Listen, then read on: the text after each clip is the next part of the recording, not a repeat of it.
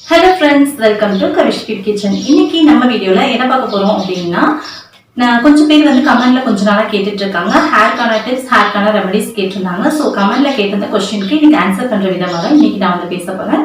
So இன்னைக்கு பாத்தீங்க அப்படின்னா சில ரெமெடிஸ் பார்க்கலாம். ரெமெடிஸ் வந்து நான் உங்களுக்கு சொல்றேன், நீங்க அதை பார்த்துக்கோங்க. ஹேர் க்ரோத்துக்கான ரெமெடிஸ் அண்ட் பொடுகு போகிறதுக்கான ரெமெடி அண்ட் வந்து ஆயில் ஃபேஸ்க்கான ரெமெடிஸ், இந்த மூணையுமே தான் நம்ம பார்க்க போறோம். அதுக்கு முன்னாடி கொஞ்சம் ஓரலா பேசணும், அதையும் நான் பேசிடுறேன். ஓகே, இன்னைக்கு வந்து பாத்தீங்க அப்படின்னா ஹேர் க்ரோத் பொறுத்த வரைக்கும் ஜெனடிக் வந்து ஃபர்ஸ்ட் அப்படின்னு சொல்லி நான் சொல்லுவேன். ஜெனடிக் பிரகாரம் நமக்கு வந்து பாரம்பரியமா நம்மளுடைய இப்ப என்னுடைய தாத்தா என்னுடைய பாட்டிக்கு எங்க அப்பாவுடைய அம்மாவுக்கு வந்து ஹேர் நிறைய இருக்கும். ஸோ அந்த வழியில எனக்கும் சிவானிக்கும் இருக்கும். இன்னொரு விஷயம் பராமரிப்பு, இந்த ரெண்டு விஷயமும் ரொம்ப முக்கியம், ரொம்பவே வந்து முக்கியம் ஹேர் க்ரோத்துக்கு. ஸோ அப்படி இருக்கும்போது நம்ம கரெக்டாக ஹேரை மெயின்டைன் பண்ணும்போது நம்மளோட ஹேர் க்ரோத் ரொம்ப கரெக்டாக இருக்கும். ஸோ முடி வளர்ச்சி வந்து அதிகமாக இருக்கும். அது மட்டும் இல்லாமல் முடி உதிராமலும் இருக்கும், ஹேர் ஃபால் இல்லாமலும் பார்த்துக்கலாம். ஸோ ஓகே, இந்த ரெண்டு விஷயம் தான் நம்ம இன்னைக்கு பார்க்க போகிறோம். முக்கியமாக வந்து பொடுகு இல்லாமல் பார்த்துக்கோங்க. நெக்ஸ்ட் வந்து பெயின் இல்லாமல் பார்த்துக்கோங்க. அது மட்டும் இல்லாமல் வாரத்துல முடிஞ்ச வரைக்கும் ஒரு தடவையாவது எண்ணெய் தேய்ச்சி குளிக்க பாருங்க. எண்ணெய் குளியல் ரொம்பவே முக்கியமான ஒரு விஷயம். முடிக்கு வந்து எண்ணெய் குளியல் ரொம்ப ரொம்ப முக்கியம். ஸோ அது மட்டும் இல்ல, குழந்தைங்களுக்கு கூட நீங்க எண்ணெய் தேய்ச்சி குளிச்சு விட்டீங்க அப்படின்னா சளி பிடிக்கிறது அது மாதிரியான பிரச்சனைகள் இருக்காது. ஏன்னா உடம்பு வந்து ஹீட் ஆகும் போதுதான் வந்து சளி பிடிக்கும், அது மாதிரிலாம் இருக்கும். ஸோ அது மாதிரி இருக்கும்போது நீங்க எண்ணெய் குளியல் குளிச்சு விட்டீங்க அப்படின்னா குழந்தைங்களுக்கு சளி பிடிக்காம இருக்கும். ஸோ அதையும் பார்த்துக்கோங்க. இன்னொரு கொஸ்டின் கேட்டிருந்தாங்க, சைனஸ் ப்ராப்ளம் வருது எண்ணெய் தேய்ச்சி குளிக்கும் போது அப்படின்னு சொல்லி கேட்டிருந்தாங்க. சைனஸ் ப்ராப்ளம் இருக்கு அப்படின்னா ரொம்ப நேரமா எண்ணெய் தேய்ச்சி தலையில ஊற விட வேண்டாம். கொஞ்ச நேரம் மட்டும் ஊற வச்சுட்டு உடனே வந்து சுடுதண்ணி வச்சு குளிச்சிடுங்க. ஸோ அப்போ வந்து உங்களுக்கு சைனஸ் ப்ராப்ளம் இருந்துச்சு அப்படின்னா எந்த ப்ராப்ளமும் இருக்காது. ஸோ அதையும் பார்த்துக்கோங்க.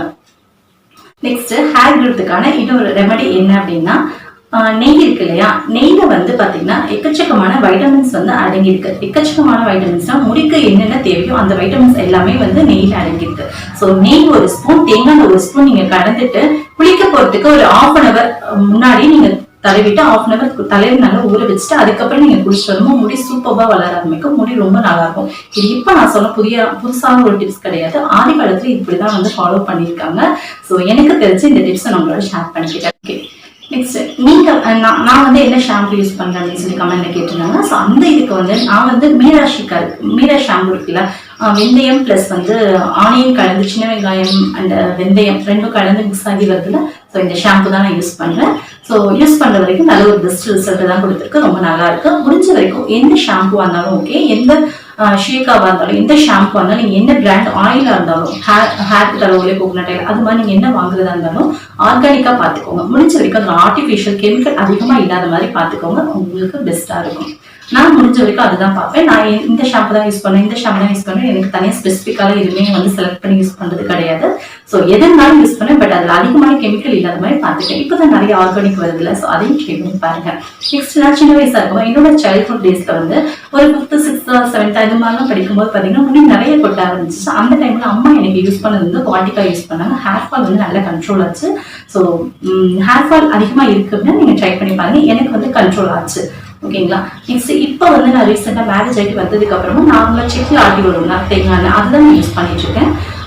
இது வந்து கமெண்ட்ல கேட்க கொஸ்டின்ஸ் பார்த்துருப்பீங்க.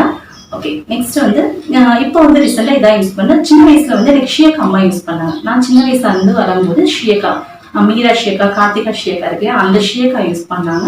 ஆயில் வந்து வாட்டிக்கா யூஸ் பண்ணேன். மேரேஜ் ஆனதுக்கு அப்புறமா வந்து இப்போ அந்த ஆனியன் அண்ட் வெந்தயம் கலந்து அந்த மீரா ஷாம்பு யூஸ் பண்ணிட்டு இருக்கேன். ஆயிலி ஃபேஸா இருக்கு அப்படின்னு சொல்லி கேட்டிருந்தாங்க. ஆயிலி ஃபேஸ் வந்து இருக்கிறதுக்கு நான் ரெமடி நான் உங்களுக்கு இன்னொரு விஷயம், தலைக்கு குளிக்கிறது கேட்டிருந்தீங்க இல்லையா. ஸோ வாரத்துல எத்தனை தடவை தலைக்கு குளிக்கலாம் அப்படின்னு சொல்லிட்டு அது வந்து உங்களுடைய சின்ன வயசுல இருந்து நீங்க எப்படி ஃபாலோ பண்ணிட்டு வரீங்களோ அது மாதிரி பார்த்துக்கோங்க. ஏன்னா ஒவ்வொருத்தருக்கும் ஒவ்வொரு விதமான என்ன சொல்றது, ஒவ்வொருத்தருக்கும் ஒவ்வொரு விதமான அட்ஜஸ்ட்மெண்ட் இருக்கும். ஒவ்வொருத்தருக்கும் வந்து பார்த்தீங்கன்னா தினைக்கும் தலைக்கு குளிப்பாங்க, சில வாரத்துக்கு ஒரு தடவை தலைக்கு குளிப்பாங்க, சில 2 தடவை குளிப்பாங்க, அது மாதிரி எல்லாம் இருக்கும். ஸோ புதுசா நீங்க ட்ரை பண்ணும்போது உங்களுக்கு தலைவலி அது மாதிரியான ப்ராப்ளம் வரும். உங்களுடைய ஒர்க் எப்படி, நீங்க வந்து உங்களுக்கு அதிகமா தலையில டஸ்டான ஒரு ஒர்க்குக்கு போறீங்க அப்படின்னா நீங்க தினைக்கும் தலை குளிச்சுட்டு இருக்கீங்கன்னா அதையும் ஃபாலோ பண்ணுங்க. இல்ல எனக்கு அதிகமா டஸ்ட் இல்ல, வீட்டுல தான் இருக்கேன், அதிகமா செய்யாது, வாரத்துல 2 தடவை ஓகே அப்படின்னா நான் வாரத்துல 2 தடவை தலைக்கு குளிப்பேன். ஸோ இதுவும் கிட்ட கொஸ்டின்ஸ் தான். ஸோ அதுதான் நான் சொன்னேன், இது மாதிரி நீங்க ஃபாலோ பண்ணுங்க. புதுசா நீங்க இதை ஃபாலோ பண்ணும்போது உங்களுக்கு தலைவலி வரதுக்கான சான்சஸ் இருக்கு. ஸோ அதையும் பார்த்துக்கோங்க. நார்மல் டைம்ல நீங்க என்ன ஹேர் ஆயில் யூஸ் பண்ணலாம் ஹேர் க்ரோத்துக்கா அப்படின்ற ரெமடியை நான் சொல்றேன், பார்க்கலாம். அப்புறம் முடி வந்து சிக்காச்சுன்னு வச்சுக்கோங்களேன். இப்போ வந்து முடிகிற ஹேர்ல வந்து சிக்காது, குளிச்சதுக்கப்புறம் சிக்காது இல்லையா? சிக்காகும் போது நம்ம நார்மலா என்ன பண்ணுவோம், நல்லா வந்து சீப்பை போட்டு வளர்க்க இழுத்து பாதி முடியை தள்ளிடுவோம். பார்த்தா என்ன முடி கொட்டுது அப்படின்னு சொல்லுவோம். ஸோ அதை வந்து அதை தவிர பண்ணாதீங்க. தலைக்கு குளிச்சுட்டு வந்த உடனே ஈரமா இருக்கும் இல்லையா, அந்த டைம்ல வந்து நீங்க இது மாதிரி சிலிக்கோனிக்கு யூஸ் பண்ணுங்க. இதை யூஸ் பண்ணி முடிய ஹேரை வந்து சிக்க எடுத்துக்கோங்க.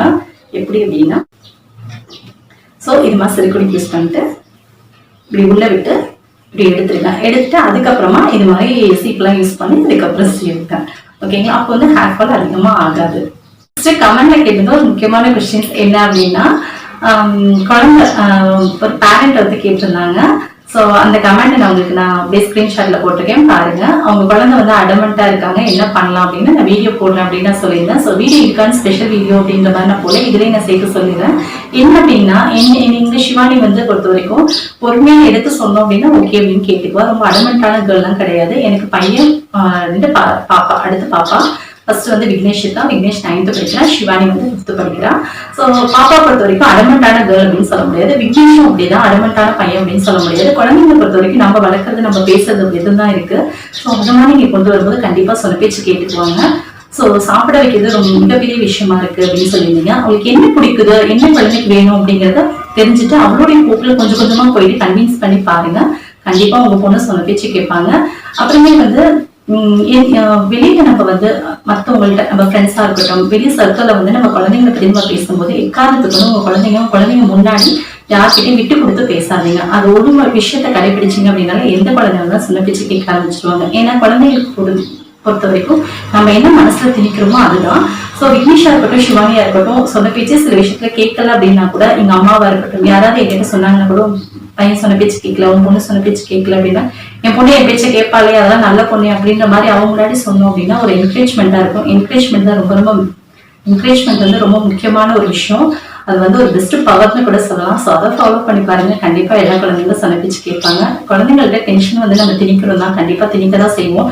ஏன்னா வேற வழி இல்லை. சில நேரங்கள்ல வந்து கோவப்படும் போது நீங்க அதை ரிலீஸ் பண்ணிடுங்க. கொஞ்ச நேரத்தையும் ரிலீஸ் பண்ணிட்டீங்க அப்படின்னா அது ஓகே. சொல்லி புரியுவீங்க, அம்மா டென்ஷனா இருந்தா, அம்மா கோவமா இருந்தா அப்படின்னு சொல்லுங்க. ஏன்னா நம்மளும் வந்து ஹியூமன் தானே, எல்லாருமே கண்டிப்பா கோவம் வரதான் செய்யும், எல்லாத்துக்குமே இல்லைன்னு சொல்லல.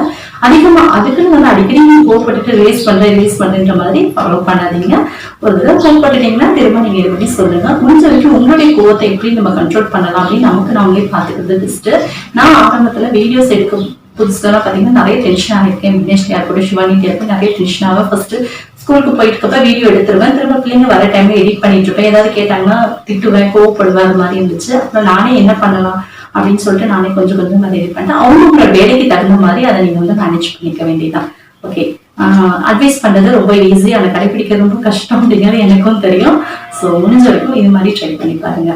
ஓகே, இப்போ நம்ம வீடியோக்குள்ள போகலாம். வீடியோக்குள்ள போறதுக்கு முன்னாடி இது வரைக்கும் நம்ம சேனல் நீங்க சப்ஸ்கிரைப் பண்ணல அப்படின்னா கீழே தெரியற ரெட் கலர் பட்டன் அழுத்தி சப்ஸ்கிரைப் பண்ணிக்கோங்க. கூடவே வர பெல் பட்டனையும் பிரஸ் பண்ணிக்கோங்க. ஸோ தட் நான் எப்போ வீடியோஸ் போறோம் அப்பதான் உங்களுக்கு நோட்டிபிகேஷன் உடனே கொடுங்க. அதை சேர்ந்து சப்ஸ்கிரைப் வச்சது வாங்க வீடியோக்குள்ள போகலாம். ஓகே, ஹேர் க்ரோத்துக்கான ஆயில் ரெமெடி பார்க்கலாம். ஒரு பேன் எடுத்துக்கோங்க, ட்ரை பேனில் பார்த்தீங்க அப்படின்னா வெந்தயம் வந்து ஒரு கைப்பிடி அளவுக்கும், வெள்ளை மிளகு இருக்கு இல்லையா, அது ஒரு கைப்பிடி அளவுக்கும் மிதமான சூட்டில் வறுத்து எடுத்து பவுடர் பண்ணி வச்சுக்கோங்க. ஸோ அந்த பவுடர் வந்து இது மாதிரி இருக்கும், இதை ஓரமாக வச்சிடலாம். அடுத்து வந்து வேப்பில் இருக்கு இல்லையா, நீம் லீவ்ஸ், ஸோ அதை வந்து ஒரு கைப்பிடி அளவு எடுத்துக்கோங்க. அடுத்து வந்து கரிசலாங்கண்ணி கீரை, அது வந்து ஒரு கைப்பிடி எடுத்துக்கோங்க. இப்போ வந்து நம்ம ரெடி பண்ண போகிறது தேங்காய் எண்ணெய்க்கு 1 லிட்டர் தேங்காய் எண்ணெய்க்கு. அப்புறம் கருவேப்பிலை ஒரு கைப்பிடி அளவு எடுத்துக்கோங்க. அடுத்ததான் மருதாணி ஒரு கைப்பிடி எடுத்துக்கோங்க. பொன்னாங்கண்ணி கீரை இருக்கு இல்லையா, அது ஒரு கைப்பிடி அளவு எடுத்துக்கலாம். கூடவே செம்பருத்தி இலைகளும் செம்பருத்தி பூவும் ஒரு கைப்பிடி இருந்தால் அதுவும் எடுத்துக்கோங்க. ஸோ இதுவும் ரொம்ப நல்லது. ஸோ இப்போ இது எல்லாத்தையுமே வந்து வெயில் படாத இடத்துல வந்து ஒரு கட்டில் கடியிலேயோ ஒரு துணி வச்சு காய வச்சுக்கலாம். ஒரு 3 to 4 நாள் வரைக்கும் இதே மாதிரி நிழல்லையே நல்லா காய வச்சு எடுத்துக்கோங்க. காய வச்சு எடுத்துகிட்டு பவுடர் பண்ணி எடுத்துக்கலாம். ஒரு 4 நாளுக்கு அப்புறமா இது மாதிரி அரைச்சி மிக்சியில் போட்டு அரைச்சி சளிச்சு எடுத்து வச்சுக்கோங்க. அப்புறம் நம்ம 1 லிட்டர் அளவுக்கு தேங்காய் எண்ணெய் எடுத்திருக்கோம். அந்த தேங்காய் எண்ணெய் பார்த்திங்க அப்படின்னா நல்லா சூடானதுக்கப்புறமா அதை நம்ம அரைச்சி வச்ச எல்லா பொடியும் சேர்த்து கொஞ்சம் ஒரு நிமிஷம் கொதிக்க வச்சுட்டு இறக்கி அடுப்பு ஆஃப் பண்ணிடுங்க. இது மாதிரி நமக்கு கிடைக்கும். இது நம்ம தலைக்கு குளிக்காத மற்ற நாள்கள் ஆல்டர்னேட்டிவ் நாளில் இது மாதிரி நம்ம தடவுறப்போ நல்ல ஒரு ரிசல்ட் கிடைக்கும். கண்டிப்பாக ட்ரை பண்ணி பாருங்கள். முடிஞ்ச வரை இது மாதிரி ரெமடிஸ்க்கெலாம் யூஸ் பண்ணும்போது செக்கில் கிடைக்கிற நல்ல சுத்தமான தேங்காய் எண்ணெயாக எடுத்துக்கோங்க. கிடைக்காத பட்சத்தில் நீங்கள் கடையில் வாங்கிக்கோங்க. ஓகே, இந்த ரெமெடி இந்த ஆயில் நீங்கள் ட்ரை பண்ணி பாருங்கள். கண்டிப்பாக உங்களோட முடி வளர்ச்சி ரொம்ப நல்லாவே இருக்கும். ஸோ நெக்ஸ்ட்டு வந்து நம்ம பொடுகுக்கான ஒரு ரெமெடி பார்க்கலாம். பொடுகு தொல்லை வந்து அதிகமாக இருக்குது அப்படின்னா இதை கிளியர் பண்ணுறதுக்கு என்ன பண்ணலாம் அப்படின்னா, ஸோ ஒரு ட்ரை பேனில் வந்து வேப்பந்தழை இருக்கு இல்லையா, அது ஒரு கைப்பிடி எடுத்துக்கலாம். ஒரு கைப்பிடின்னு உங்களுக்கு தேவையான அளவு எடுத்துக்கோங்க. கூடவே வெந்தயம் சம அளவு எடுத்துக்கோங்க. கொஞ்சமாக வெந்தயம் எடுத்துக்கலாம். கூட வந்து கருவேப்பிலை எடுத்துக்கலாம். சப்போஸ் உங்கள்கிட்ட வேப்பந்தழை கிடைக்கல அப்படின்னா பவுடர் கூட நாட்டு மருந்து கடையில் கிடைக்கும். ஸோ நீங்கள் அது கூட வாங்கிக்கலாம். ஸோ இதையும் வந்து ட்ரை பேனில் வந்து மிதமான சூட்டில் வந்து ரொம்ப கருக விடாமல் செவக்கவும் விடாமல் லைட்டாக வந்து ஒரு ரோஸ்ட் மாதிரி வரும் இல்லையா, அது மாதிரி வந்ததுக்கப்புறம் எடுத்து நம்ம இது மாதிரி பவுடர் பண்ணி எடுத்துக்கலாம். ஸோ கூடவே வந்து பெரிய நெல்லிக்காய் பொடி வந்து நாட்டு மருந்து கடைகளில் கிடைக்கும். ஸோ அது உங்களுக்கு கிடச்சிச்சு அப்படின்னா நீங்கள் அதுவும் வாங்கிக்கோங்க. ஸோ ரொம்ப முக்கியமான ஒரு விஷயம் வசம்பு பொடி. இதுவும் வந்து நாட்டு மருந்து கடைகளில் ரொம்ப ஈஸியாக கிடைக்குது. ஸோ அதையும் வாங்கிக்கோங்க. இதுதான் ரொம்ப ரொம்ப முக்கியம். இது எல்லாத்தையுமே வந்து பொடி பண்ணிவிட்டு நம்ம வந்து தயிர் 1 ஸ்பூன், லெமன் 1 ஸ்பூன் கலந்துக்கோங்க. கலந்துட்டு இதை மிக்ஸ் பண்ணிவிட்டு தலையில் அப்ளை பண்ணிவிட்டு வாங்க. அப்ளை பண்ணி ஒரு அரை மணி நேரம் கழித்து குளிங்க. இது மாதிரி நீங்கள் இதை தலையில் அப்ளை பண்ணிவிட்டு ஹேர் வாஷ் பண்ணும்போது ஹேரில் வந்து எந்த விதமான ஷாம்புவோ ஷீக்காவோ எதுவுமே யூஸ் பண்ணக்கூடாது. டேரெக்டாக தண்ணி மட்டும்தான் போட்டு யூஸ் பண்ணி வாஷ் பண்ணணும். ஸோ அன்றைக்கி ஃபுல்லாகவே நீங்கள் எதுவுமே ஹேருக்கு யூஸ் பண்ணக்கூடாது, இன்க்ளூடிங் ஆயில். எண்ணெய் கூட நீங்கள் அன்றைக்கி தடவக்கூடாது. ஒரு நாள் ஃபுல்லாகவே வந்து நீங்கள் அப்படியே விட்டுணும். தலையை நல்லா வாஷ் பண்ணிவிட்டு அப்படியே விட்டுருங்க. ஸோ அந்த ஸ்மெல்லு வசம்புடைய ஸ்மெல்லு அதெல்லாம் எடுத்து உங்களுக்கு வந்து பொடுகு வந்து சீக்கிரமாக ரிலீஃப் ஆகிடும். உங்களுக்கு சைனஸ் ப்ராப்ளம் இருக்குது அப்படின்னா நீங்கள் வேப்பெண்ணெய் இருக்கு இல்லையா, நீம் ஆயில், அதை மட்டும் ஒரு 1/2 hour ஊற வச்சுட்டு நீங்கள் அதுக்கப்புறம் குளிங்க. சைனஸ் ப்ராப்ளம் இருக்கவங்களுக்கு கொஞ்சமான டைம் லேட் ஆகும் பொடுகு சரியாக, பட் கிளியர் ஆகிடும். ஓகே, நெக்ஸ்ட்டு வந்து நம்ம ஆயில் ஃபேஸ்க்கான ரெமெடி பார்க்கலாம். பொதுவாக ஆயில் ஃபேஸ் பார்த்திங்க அப்படின்னா நிறைய காரணத்தினால வருது. எண்ணெய் பலகாரம் அதிகமாக நம்ம எடுத்துக்கிறனால கூட வரதுக்கு வாய்ப்புகள் அதிகமாக இருக்குது. ஸோ அதையும் வந்து உணவு கட்டுப்பாடும் கொஞ்சம் வேணும்.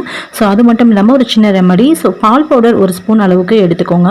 ஸோ இந்த ரெமெடி நீங்கள் யூஸ் பண்ணும்போது ஃபேஸில் வந்து சோப் போட்டு கழுவி இருக்கிறதோ அது மாதிரி எதுவுமே இருக்கக்கூடாது. க்ரீம் எதுவுமே அப்ளை பண்ணியிருக்கக்கூடாது. நல்லா வாஷ் பண்ணிவிட்டு செய்யுங்க.